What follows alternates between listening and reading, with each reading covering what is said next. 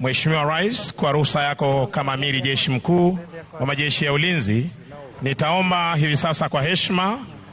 OIC Burial ama kiongozi ambaye aliweza kuongoza mazishi haya aweze kukabidhi bendera kwa military police ili waweze kumkabidhi Mama Aida Odinga kwa shukurani ama ikiwa ni ishara ya shukurani kwa kazi ambayo kiongozi huyu aliweza kutekeleza kwa taifa letu la Kenya.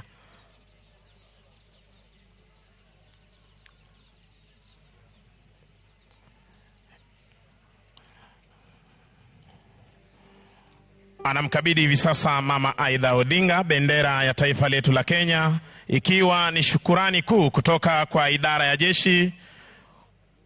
kwa kazi ambayo kiongozi huyu aliweza kutekeleza katika maisha yake hapa nchini. Asante sana Mama Aida kwa kuweza kupokea bendera hiyo ya taifa. Mheshimiwa Rais, nitampisha